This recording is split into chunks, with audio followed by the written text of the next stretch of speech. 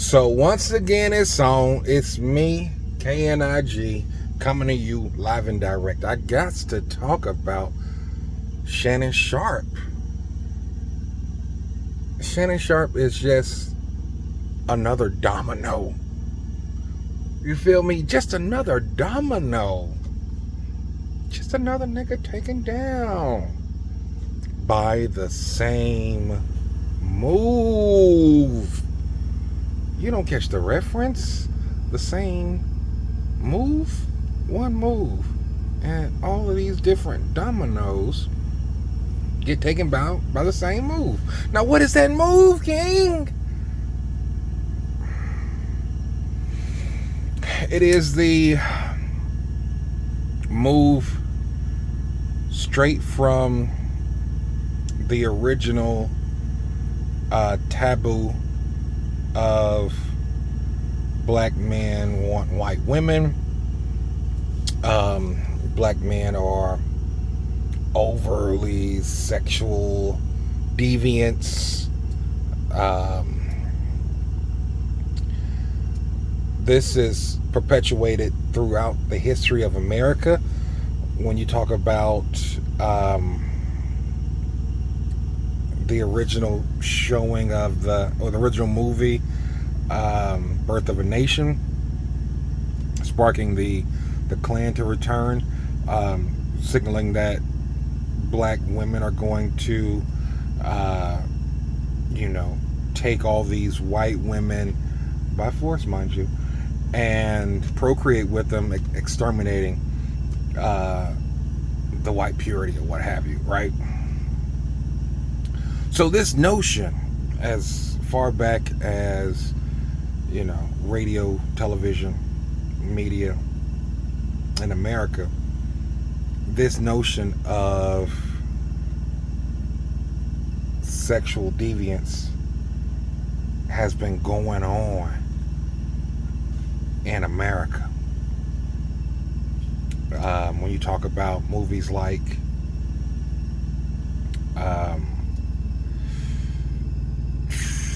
oh man, I can't even think of the name right now. It's Mandingo.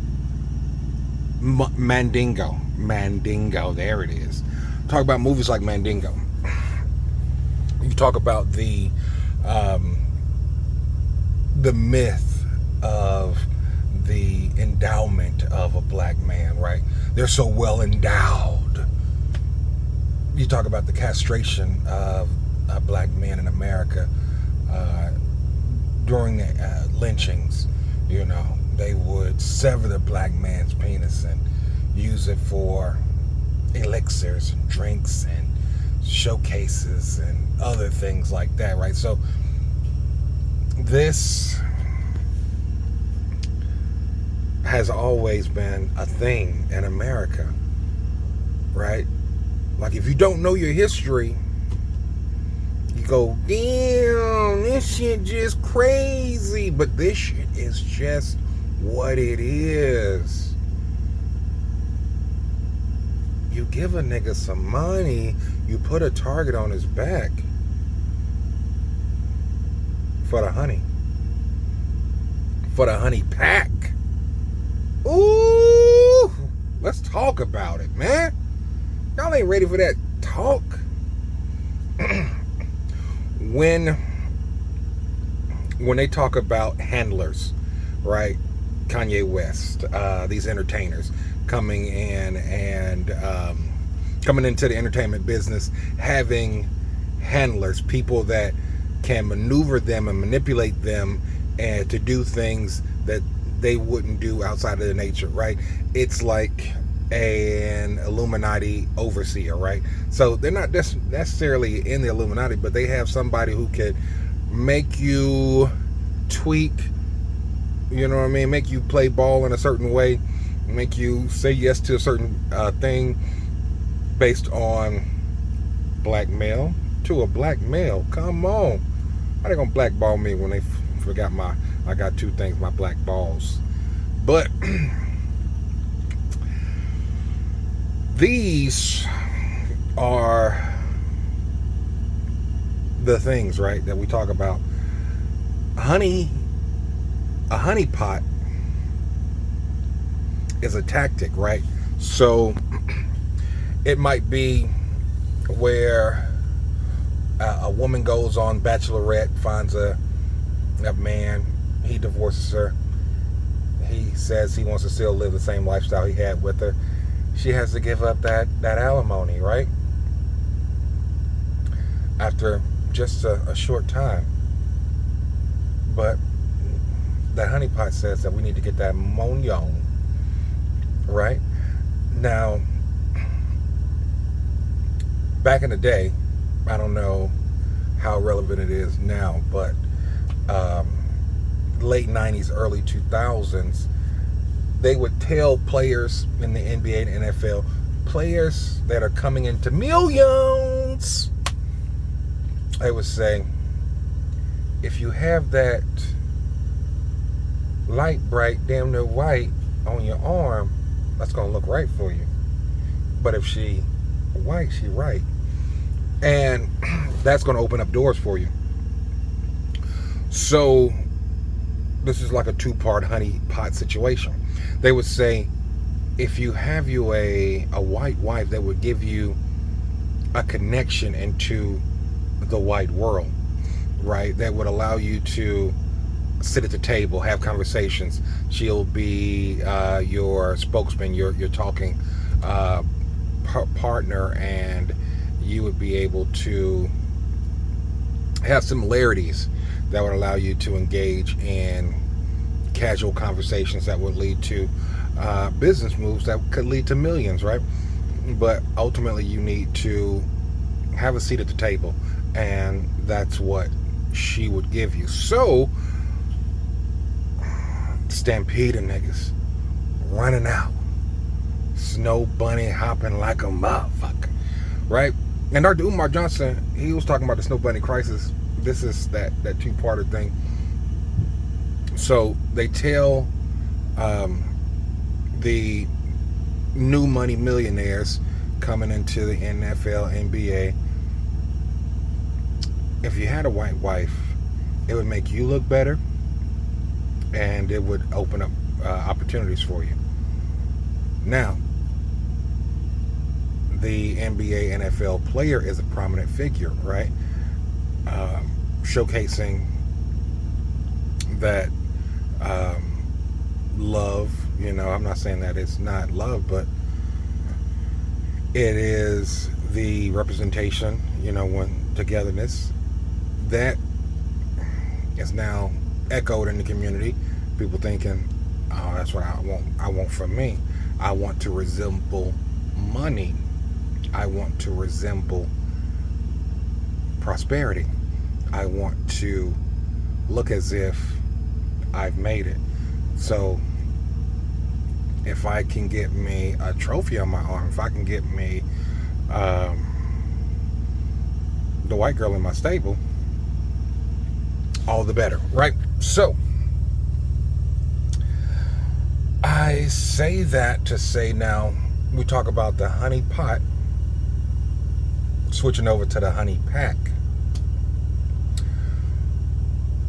The sexual appetite for men, the libido, that isn't a real thing, right? It's not like you have a libido gland. It's not like you have a libido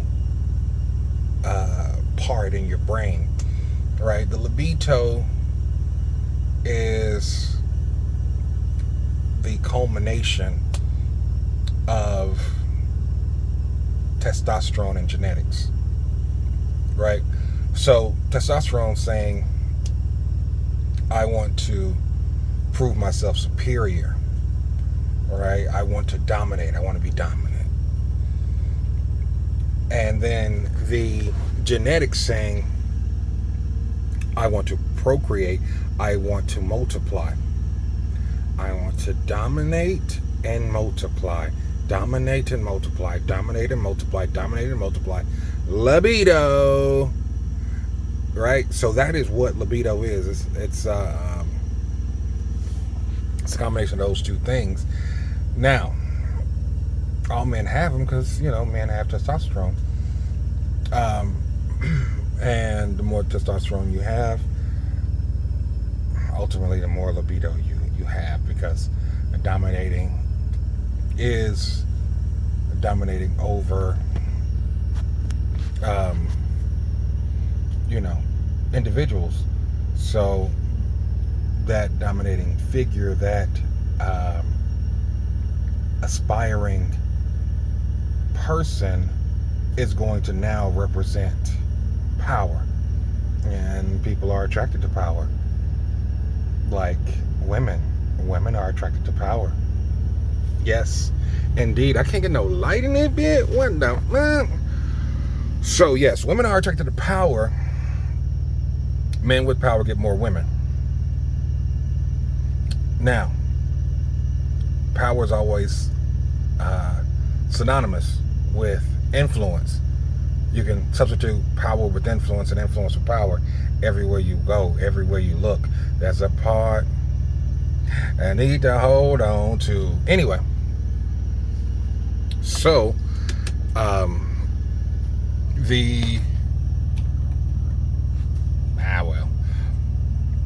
the influence that a person has,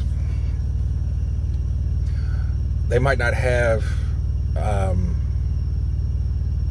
quote unquote the stature, physical dominance, but if they had the influence, then they can make things shake, right? So say for instance, I'm a streamer, and I might not even have that much money on. I don't have that much money, right? I might have a little bit here, a little bit there, but I do have some notoriety. My notoriety brings me influence. My influence allows me to now maneuver situations in my favor. That ability to now attract people that want to gain favor to you, bam, all right. So now that you want favor from me, I have the ability to use that in a way that I would deem, necessary or fit or what have you. So I have the influence to say, okay, I'm gonna come eat at this shop. Once I finish, I'm going to showcase it to my followers, and that influence is going to now double your sales, promote your business, all these XYZs, right? So I say all that to say that when a nigga got power, he got a target on his back. Since day one. Since the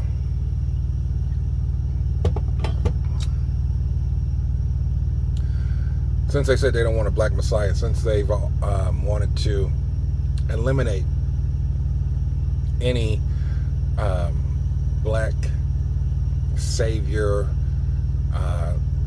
influencer, or leader who might be deemed a threat to the state, you know what I mean? So you have the money, you have the influence, that means you have the target. And the easiest way is to use what is already known as the Achilles, the honeypot, the don't Don't judge the victim. Don't interrogate the victim. The victim is always right. Blah blah blah blah blah. Because you have that scenario play out. This is A to B easy, right? I would say it like a Brit, right? A to Z, right? Because Z is a dope way to say Z. I can't cap with you, Z, nigga. Come on. You know what I mean? But anyway, so if I say, all right, you now have the voice of the people. People look at you as Unc. People look at you as a prominent figure in society. You represent the culture. You are part of that fabric. You got more power than you realize. But we know it. And we want to put that target on your back. Right? Because even though Unc said Jay-Z in his, I don't know why you say another man's name. That's crazy work, right? You know, the one that tried to get Jay-Z. I'm like, man, come on. That's not what men do. We hit it and we quit it, and you know what I'm saying? Like, if it's us, then it's us. We ain't bringing nobody else in that thing. You know what I mean? I don't gotta say no names. I'm standing 10 toes down on my own. But that's, yeah, it's another statement, another thing, right? Hold on. Maybe if I, oops, I can't get no good light. They see my mouth moving. Anyway, so if you got the influence, you have the streets talking, you can speak to generations below you, which, come on, that is the most dangerous thing and especially in our community. That's why they locked up all of the gang leaders, so that there would be no structure in the gang community. Because without leadership, you have chaos, and chaos brings destruction, right? So, and you have nothing to rebuild because you have no wisdom. But when you have wisdom to then galvanize workers, you know what I mean, galvanize youth, because I say workers, but that's all youth is just workers. They are able to put boots to the ground. They're able to make shit move. Like the energy, and when I mean work, I mean the equation of work, right? If you don't know it, I ain't gonna tell it to you. But the energy of the youth makes things move. You know what I mean? And the movement of the youth often dictates the movement of the country, right? So however the youth is moving, that's the way of the country, because they are going to be the future. And we have to cater to them in a way, as well as lead them, right? So we can only do so much as far as stabling them, because you're going to have outliers, and some of those outliers might have influence, and some of that influence might attract others to get outside of what we want the norm to be, right? And that's what's so great about influencers, because they're able to say the outlier is able to bring people with them, or if the influencer was on the other side of that, they're able to bring people closer to it. So influencers are vital, you know, and important, or powerful people, because like I said, it's you know, interchangeable. So powerful people are important when it comes to culture shifting, right? So now you have the influence. Streets is talking, streets is listening, and you mention Jay-Z's name. Now, look at the difference between Jay-Z and Kanye. Jay-Z is quiet. Quiet. He is so quiet, right? If things happen in his lifetime, you know what I mean? Like, we don't know how much he paid Becky off. But we know that's the reason that Beyonce found out. You hear me? We don't know how much he paid Becky off, but we know that's the reason that Beyonce found out. Mind you, listen to this. Honey pots. Because you got a honey pack. They get you every time. Right? So once that transaction went, what's this? What's this? 250 mil? That's lightweight, baby, we good. 150 mil? That's lightweight, baby, we good. That don't even reduce my B. That's light work. But that's a call from the accountant, you know. Especially if you have multiples, right? Anyway, enough about that. What I want to say is the target that was placed on his back, he didn't know about it. Even though he was in the NFL. Because while he was in the NFL, he was more comedic.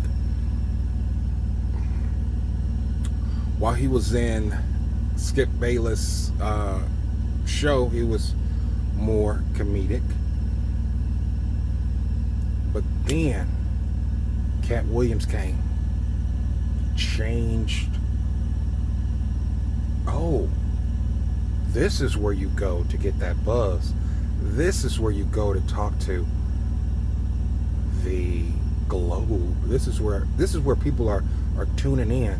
This is the apex of alternative media.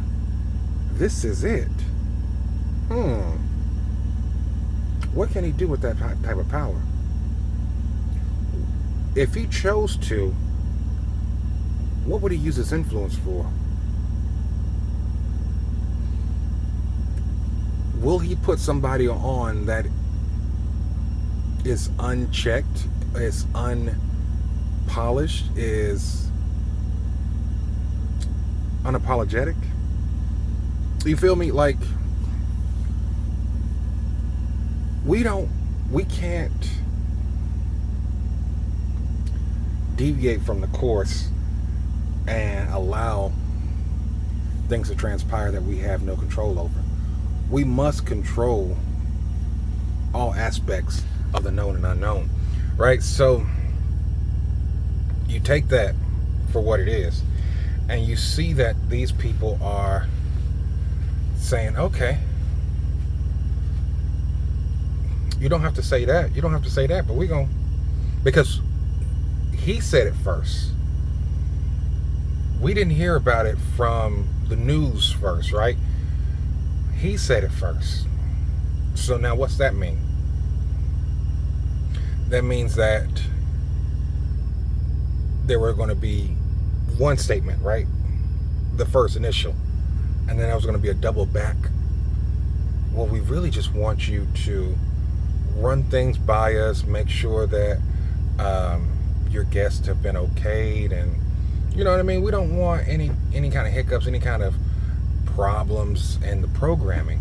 We want to make sure your program goes on without a hitch, without an incident, and we can sweep this 50 million under the rug, no problem.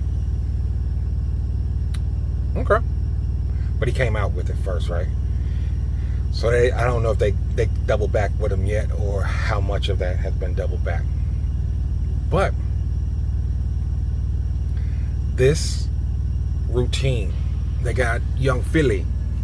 He had a little money. He's out. Robert Kelly, he's out. These gentlemen with melanated skin, as soon as they have influence, power, and money, there is an agenda to take them down, to take them out, because they don't know the power that they have. And not knowing your power, oh, you're blissfully ignorant, aren't you? You don't know why they're coming after you. What did I do? I ain't never hog-tied nobody. But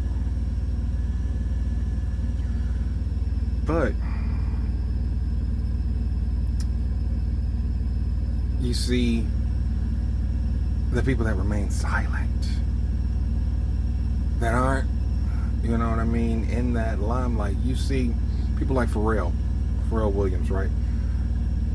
Remarkable gentleman, right? Who's getting out to that money.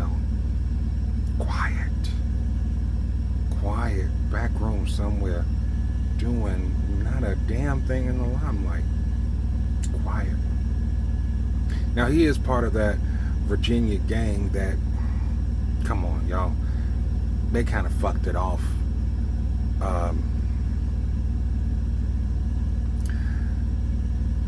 Timberland, Pharrell, Missy. It's a list of people from Virginia who didn't just buy Virginia. We're talking about black multi-millionaires who didn't buy Virginia. Like, come on, you from Virginia? How much your family live in Virginia? How many houses, how many blocks could you have purchases if y'all would have pooled your money together? But you didn't know your power. You thought, nah, I'll kick it out here and somewhere in Hollywood. Cool. One house and a you know, one mansion and a sea of mansions, right? But if you own the block, your house surrounded by all of your family houses, that's protection. That's installation. That's the way you create your protection. Then you can buy the police. That sounds familiar. That sounds like a tactic that, you know, other groups use. But we're not going to speak about that, Kanye.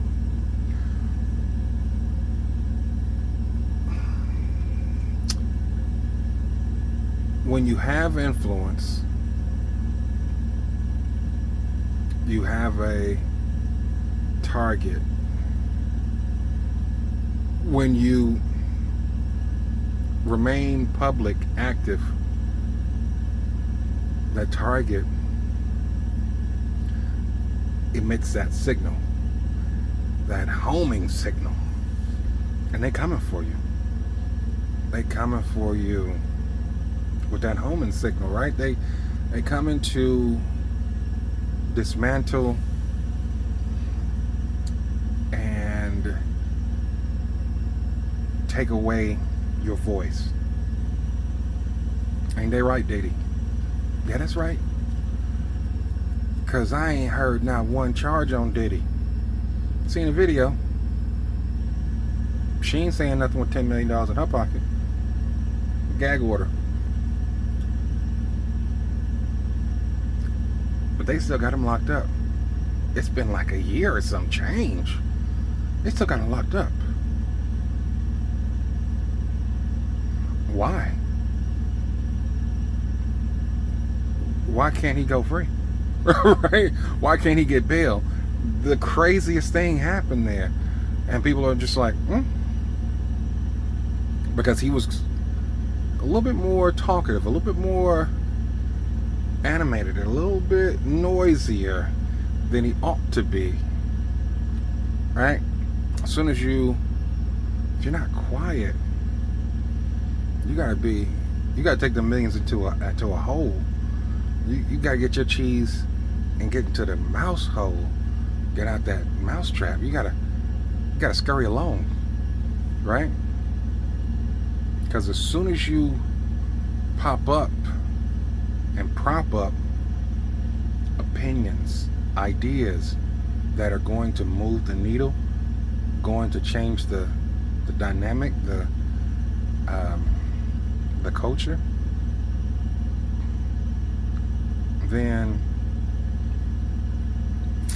yeah. So they got my boy nigga wake up call.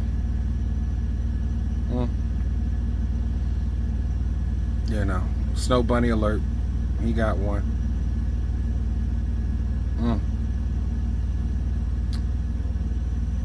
I don't know.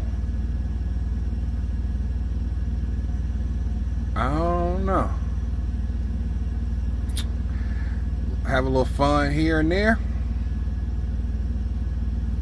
And she was an agent in disguise. Decepticon. She was making videos. She was making audio tapes. Making audio tapes. She had a plan.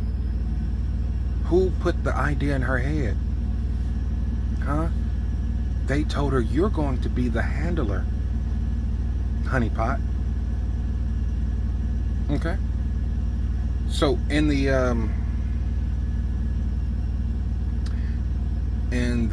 audio, talking about, he said something like, you shouldn't have did that to me. You know how you was doing me. She was manipulating him. She was psychologically abusing him and misusing him to turn that, to flip that on his head, you know. Told Kanye, we'll put you so deep in a goddamn psych ward, you ain't gonna never see your family again. Ooh. That mental manipulation, that psychological warfare. That is what the game is that they play when they put a handler on you. So let me know your thoughts and ideas. Let me get back to what I was doing. Comment, like, share, subscribe. To you, I say peace.